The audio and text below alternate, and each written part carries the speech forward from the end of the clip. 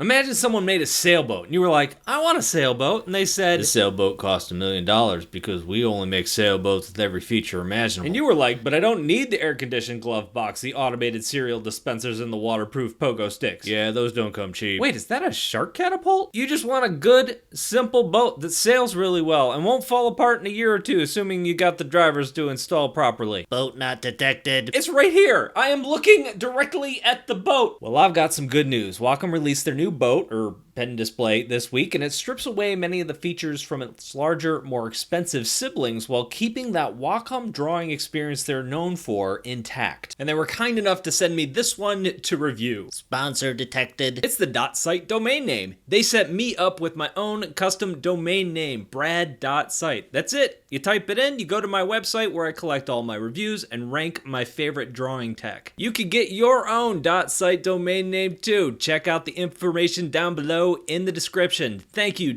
.site. The Cintiq 22 is a pen display. It's a giant monitor that you plug into your Windows or Mac computer that you can draw on using the included pen stylus thing. In the box, you have the display itself, the cords you need to connect this to your computer, like the USB cord, the HDMI cord, and also the power cords. Oh yeah, you also have the pen and the instructions, legal information, and also a stand. The good news here is the price. $1,200 is still a lot of money, but it's half the cost of the Pro model, and it's only $300 more than Huion's similarly spec'd Canvas Pro 22 that I reviewed just last week. And right now, you're probably thinking, wow, $300 is still a big price difference. And it is, but almost all other Wacom's products are around 3 times more than their competitors. It's looking more and more like this is Wacom's strategy going forward, to create 2 different classes of products. Their Pro line, which packs in all those high-end features that they can fit into those display tablets, and then their non-Pro line, which scales down some of those features so they can release products at a lower price point and compete directly with the Huions and XP pens of the world. Earlier this year, we saw the Cintiq 16, which is their first screen-based tablet to go down this path, and now they've released the Cintiq 22. Looking at the Cintiq Pro 24 versus this new Cintiq 22, the specs jump out at you. The Pro has a 4K screen. This one, the 22, has an HD screen. So if you jump up to that Pro line, you're going to get 4 times as many pixels as you're going to get on the Cintiq 22. The Pro screen is also laminated, cutting back on parallax. Lamination, or screen bonding as it's often called, reduces the space between the glass and the screen below it. Think of it this way, when your pen tip hits that screen, there is space between where the pen tip hits the glass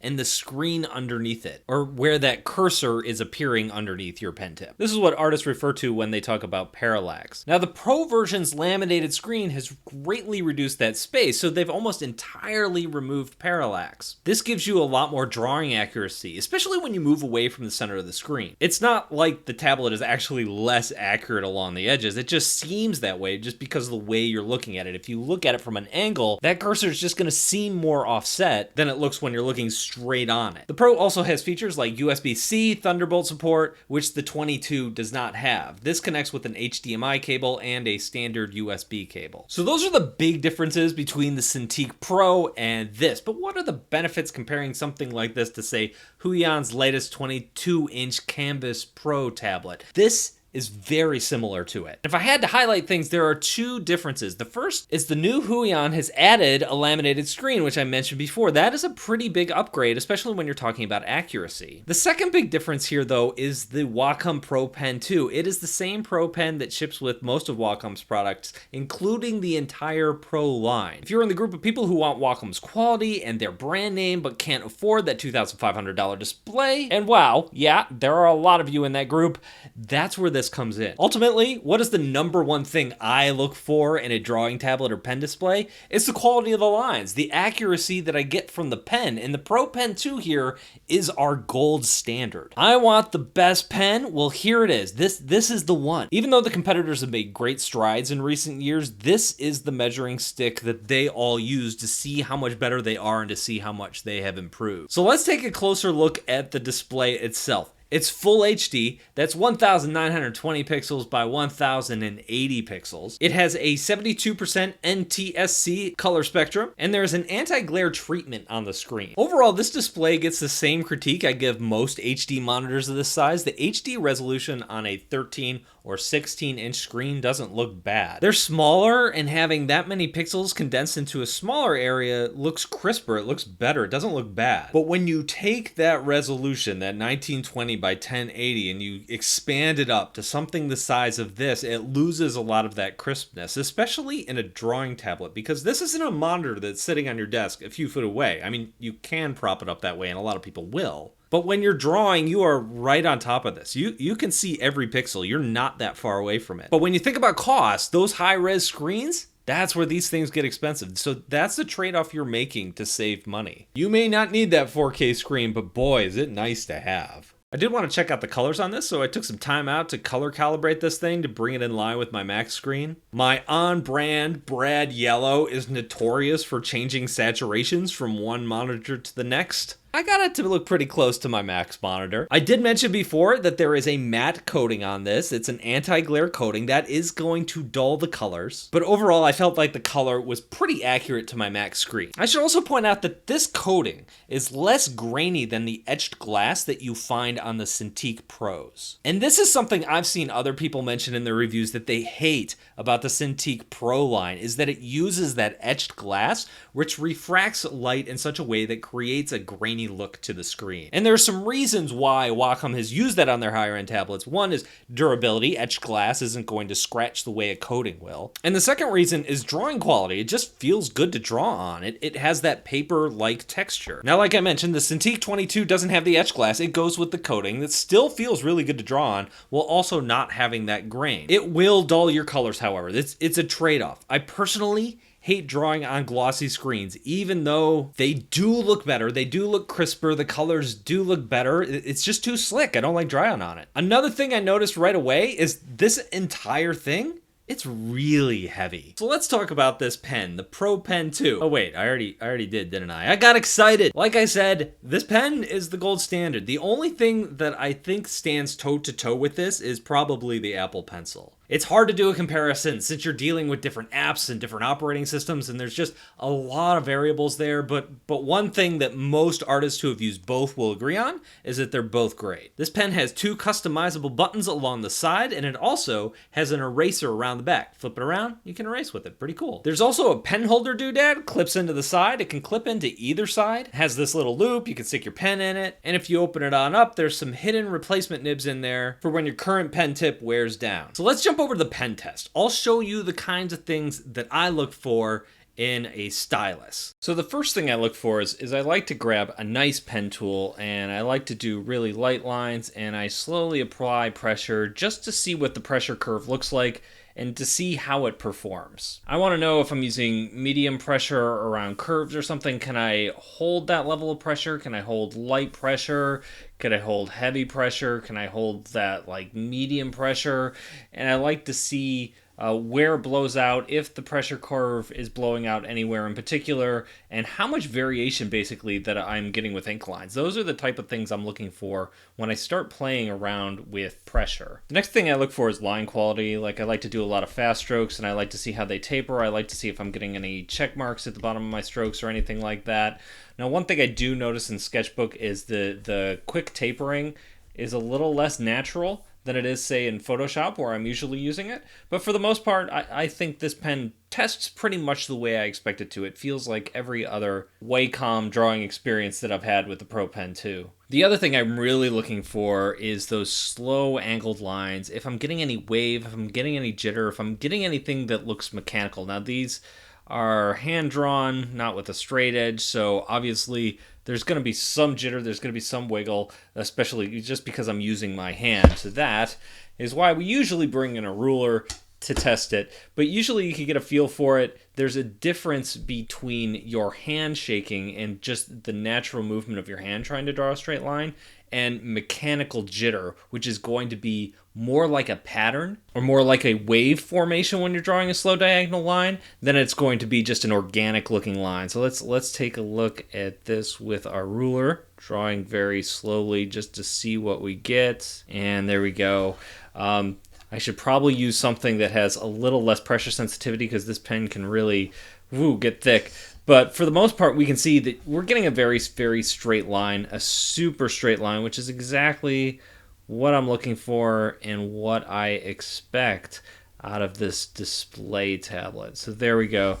There's another one of those lines. There's another one of those goofy tapers at the end of it too. Since I draw a lot of line work, that is what I'm looking for, and that is what I expected to get right here out of the Pro Pen 2. I would like to take a moment to talk about today's sponsor, the .site domain extension. As an illustrator, you want to put your work in the best light. If it's your personal brand, a project you're working on, a business, you can use a .site domain name. I did. I moved over from bradcolbo.com to brad.site. So much easier to remember. Nobody's got to spell my last name. It's short, it's simple, it's sleek, and most importantly, it's super easy to remember. You too can build your brand on a .site domain name. Just go to their site and search for your name or business. And if that's not cool enough, you can get a massive 50% discount on .site domain names. That is if you use the links down below and the code BradColbo. Let's spend a minute on this stand. One of the really cool features for a price-conscious tablet buyer is the inclusion of a stand. That was one of my criticisms of the Cintiq 16 earlier this year. You had to buy a stand extra. So having a pretty solid stand right here in the box is great. The stand has a lever along the back, so you pull on the lever and you can adjust it to pretty much any height you want. And at the lowest angle, I'd say 15 to 20 degrees, I'm bad at telling degrees,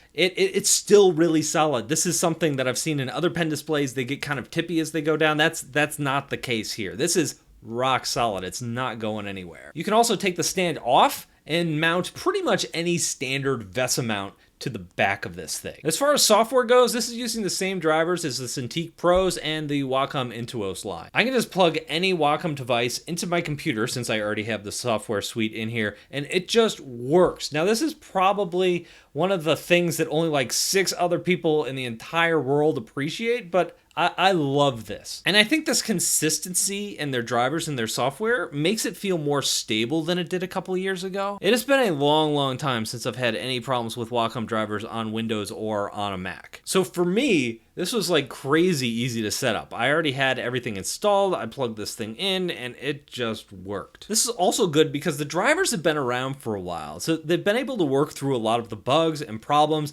that may have existed when they first started rolling these things out around the time of the Cintiq Pro 16. Let's move on to the pros and cons. The pros, it is big. It is a big screen, and generally speaking, the more space you have to draw on, the better it is. And you have plenty of room to draw here. Plenty of room for all your tools and all your interface elements, plenty of room to hit all those little interface things, check boxes, resize sliders, all those little fiddly things that'll just make you nuts on a smaller drawing tablet display. All of that is super easy to hit on a really big screen like this. The other pro is obviously the pen. I feel like I keep talking about the pen, but really, I mean, that is the major thing that you're going in for when you get a display like this. And what about the cons? There were actually more cons here than I expected, so I'm gonna break these down. First of all, I really wish we saw Wacom get a laminated screen on this. That's where all their competitors are going, and this feels a little bit behind the times. 2019 is the year of the laminated screen. We're seeing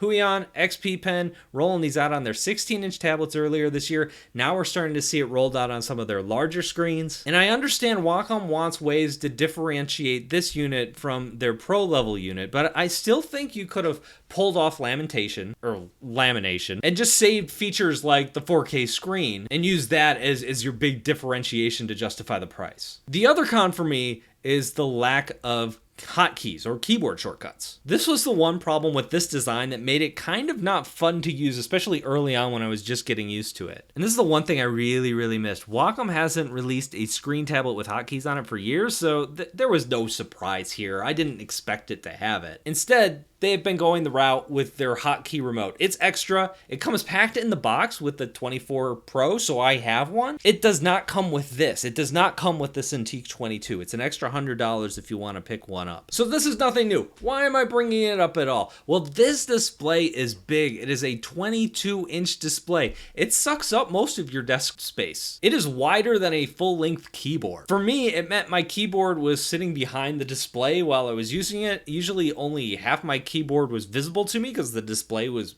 like blocking most of it, so I couldn't see the keys. And some of the keys just weren't accessible. I just couldn't wrap my arm around it to hit them the way I needed to. I could move the whole thing off to the side, but then I'm reaching way over to the side or my arm's resting in an uncomfortable way in order to hit those keys on a regular basis. I'm always hitting Command Z to undo, or I'm using other keyboard shortcuts to like change brush size, flip between my eraser and my brush, grab different tools, all that stuff, pan around the drawing. And I don't like to look to see where I'm going to do that. I like to either rest my hand on a keyboard or rest my hand on hotkeys that I've programmed myself, that everything is where I need it to be. That's a huge part of my workflow. So this is where that shortcut remote comes in, and I did use it here, and it works great. I sat it next to this display, and it did work better than using the keyboard, but it still wasn't great. I really wish that it sat comfortably on the display itself. In this case, when it was set at pretty much any drawing angle, it slides right off when it's in the drawing position. The Cintiq Pros, they have magnets, and those magnets prevent this from sliding away. I really wish they had included those here, even if they weren't as powerful. Just something to keep the remote in place, since there are no other shortcut keys. My point here, and why I didn't find this as fun to use, is that I never really found a comfortable workflow, a good